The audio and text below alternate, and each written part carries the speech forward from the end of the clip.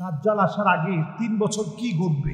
দাজ্জাল হচ্ছে কিয়ামতের একেবারে বড় আলামত, যে আলামতগুলো প্রকাশিত হওয়ার পরে মানুষ আর সময় পাবে না। পুঁতির একটা মালা থেকে দানা পড়ে গেলে একটার পর একটা যেভাবে পড়তে থাকে, এইভাবে একটার পর একটা একটার পর একটা একটার পর একটা পড়তে থাকবে। মানুষের হাতে আর কোনো সময় থাকবে না। দাজ্জাল আসার আগে পৃথিবীতে বেশ কিছু সিমটম দেখা দিবে। এই পৃথিবী উত্তাল হয়ে পড়বে। হাত্তা তুরাল আরদু দামান, সারা দুনিয়াতে বিভিন্ন প্রান্তে মুসলমানেরা মার খাবে। ওয়ায়াকুন আল ইসলামু গরিবা, পৃথিবীতে এমন অবস্থা হবে যে মুসলমানরা সবচেয়ে দুর্বল হবে। এরপরে আল্লাহ রাব্বুল আলামিন মুসলমানদেরকে সফল করবেন, শক্তিশালী বানাবেন ইমাম মাহদি আলাইহিস সালাতু ওয়াস সালামকে পাঠিয়ে। উনি যখন আত্মপ্রকাশ ঘটবে ওনার 40 বছর বয়সে, এরপর মুসলমানরা শক্তির একটা জায়গায় আবির্ভূত হবে। মুসলমানরা এতটাই শক্তিশালী হবেন, ইউসলিহুল্লাহু লাহু লাইলাতান ওয়াহিদা, এক রাত্রির ভিতরে মুসলমানরা শক্তিশালী হয়ে যাবে। সুবহানাল্লাহ বিহামদিহি। এর পরের বিষয় হচ্ছে মাহদী আলাইহিস সালাতু ওয়াস সালামের 6 বছর পরে দাজ্জালের আত্মপ্রকাশ ঘটবে। দাজ্জাল যখন এই পৃথিবীতে আসবে, অবস্থাটা এমন হবে, তার আগে দাজ্জাল আসার আগেই আল্লাহ রাব্বুল আলামিন শেষ সময়টা এমন হবে, ইন্নাল্লাহ আযজা ওয়া জাল্লা লাম ইয়াবআসু নাবিয়্যান ইল্লা হাযযারা উম্মাতাহু দাজ্জাল। এমন কোন নবীকে আল্লাহ তাআলা পৃথিবীতে প্রেরণ করেননি যেই নবী আলাইহিস সালাতু ওয়াস সালাম তার স্বীয় কওমের লোকদেরকে দাজ্জালের ব্যাপারে বোঝাননি। দাজ্জাল এই পৃথিবীতে আসার পূর্বে প্রথম বছরটি এমন যাবে, প্রথম বছরটির ভিতরে এমন ভয়াবহ অবস্থা দেখা দিবে, আল্লাহ তাআলা পুরো আকাশকে মেঘ পড়া, আকাশকে 3 ভাগের 1 ভাগ মেঘ পড়া আল্লাহ তাআলা বন্ধ করে দিবেন। আকাশ থেকে বৃষ্টি বর্ষণ 3 ভাগের 1 ভাগ হবে, আল্লাহ তাআলা বাকিটা বন্ধ রাখবেন। এরপরে আল্লাহ রাব্বুল আলামিন জমিনের উর্বরতা কমিয়ে নেবেন 1 ভাগ। দ্বিতীয় বছর এমন হবে জমিনের উর্বরতা আল্লাহ রাব্বুল আলামিন 2 ভাগ, আল্লাহ রাব্বুল আলামিন জমিনের উর্বরতা কমিয়ে নেবেন। এরপরে আল্লাহ রাব্বুল আলামিন এমন একটা সময় দিবেন, জমিনের উর্বরতা পুরোপুরি কমে যাবে, দুর্ভিক্ষ দেখা দিবে। দাজ্জাল আসার পূর্বে ইবনে মাজাহ উনি হাদিসটি বর্ণনা করেছেন। এরপরে দাজ্জাল এসে দাজ্জাল যে কাজটা করবে, ফালা তাবকা লাহুম সাইমাতুন ইল্লা হালাকাত, জমিনের অধিকাংশ জায়গা কেমন যেন ধ্বংস হয়ে পড়বে। দাজ্জাল আসার 3 বছর আগেই জমিনের অধিকাংশ জায়গা একেবারে ধ্বংস হয়ে পড়বে। এরপর জমিনের ভিতরে এমন অবস্থা হবে, ওয়া ইন্না মিন ফিতনাতিহি আইয়ামুররা বিল হাইয়্যি ফায়ুকাযযিবুনাহু ফালা তুবকা লাহুম সাইমাতুন ইল্লা হালাকাত। এই পৃথিবীতে এমন ফিতনা দেখা দিবে, মৃত ব্যক্তিকে যদি দাজ্জাল বলে যে তুমি জীবিত হয়ে যাও, দেখবেন জীবিত হয়ে যাবে।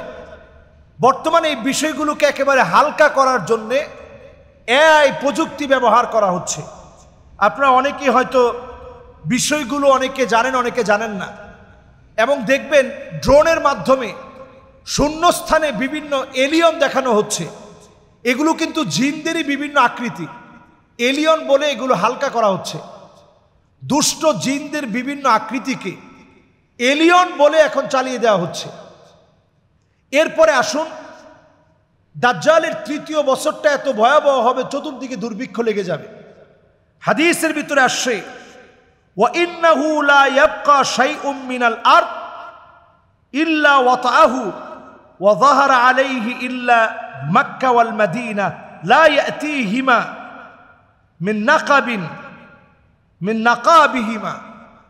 নবী আলাইহিস সালাতু ওয়াস সালাম বলছেন মক্কা মদিনা শূন্য হয়ে যাবে, এত ভয়াবহ পরিস্থিতি সৃষ্টি হবে, ক্ষুধার তীব্রতা এত বেড়ে যাবে, মানব শূন্যতা দেখা দিবে। সেই সময়ে দাজ্জালের হাতে থাকবে রিজিক। যে লোকটা দাজ্জালের কথা বিশ্বাস করবে সে রিজিক পাবে। সঙ্গে সঙ্গে সাহাবী প্রশ্ন করলেন, নবী তাহলে সে সময় ইমানদারদের কি অবস্থা হবে? নবীজি বললেন, ইমানদারদের খাদ্য হবে তাকবীর আল্লাহু আকবার। ইমানদারদের খাদ্য হবে তাকবীর আল্লাহু আকবার। ইমানদারদের খাদ্য হবে তাহমিদ আলহামদুলিল্লাহ। ইমানদারদের খাদ্য হবে জিকিরের মধ্যে আল্লাহ তাআলা ইমানদারদের খাদ্য রাখবেন। জিকিরের মধ্য দিয়ে ইমানদারদেরকে আল্লাহ তাআলা রিজিক দান করবেন। সুবহানাল্লাহ বিহামদিহি। এই সময়টা আমাদের কাছে আপনি যদি একটু চিন্তা করেন, বর্তমান সময়ে এআই প্রযুক্তির সময়ে ড্রোনের মাধ্যমে শূন্য স্থানে কত কিছু দেখানো হচ্ছে, নানাভাবে বিভিন্ন জায়গায় বিভিন্ন চিত্র ধারণ করা হচ্ছে, নানাভাবে বিভিন্ন জায়গায় বিভিন্ন দৃশ্য আমরা দেখতে পাচ্ছি। এমনকি আমরা চ্যাট জিপিটি, এই চ্যাট জিপিটির ভিতরে কিছুদিন আগেও তাকে প্রশ্ন করলে যে সবচেয়ে ভালো ধর্ম কোনটা, চ্যাট জিপিটি সে জবাব দিয়েছে, আমি যদি কোনো মানুষ হতাম তাহলে আমি ইসলামকে বেছে নিতাম। কিন্তু দেখেন চক্রান্ত কেমন। এখন আপনি চ্যাট জিপিটিতে যদি আপনি প্রশ্ন করেন সবচেয়ে শ্রেষ্ঠ ধর্ম কোনটি, চ্যাট জিপিটি সে উত্তর দিবে যে আমি হচ্ছি একটা রোবট, আমি তো একটা মেশিন, আমি তো ধর্ম নিয়ে কোনো কথা বলতে চাই না। তার মানে প্রত্যেকটা জায়গায় সুকৌশলে তারা আপনাদের মন মাইন্ড সেট আপ সবগুলোকে নিয়ে নেবে। আপনি ইউটিউবে যা দেখতেছেন আপনি দেখবেন ফেসবুকে ঠিক তাই আসছে।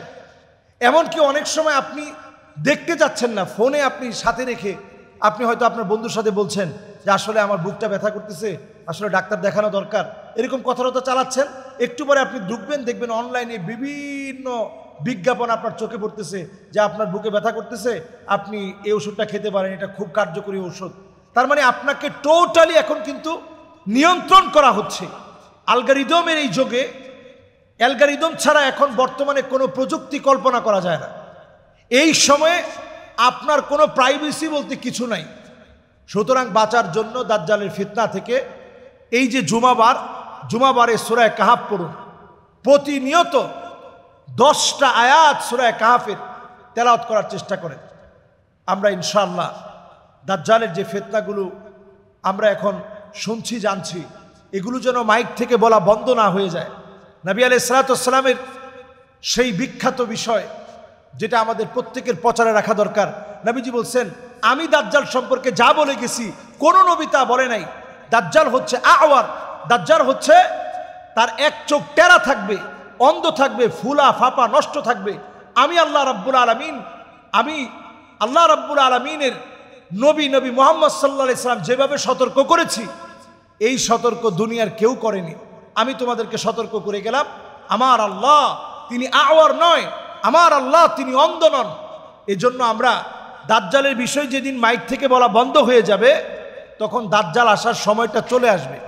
বর্তমানে এই সময়ে দাজ্জালের ব্যাপারে আমরা তেমন কোনো কথা বলিও না, আমরা শুনিও না এবং চেষ্টাও করি না। আল্লাহ আমাদেরকে বোঝার তৌফিক দান করুন।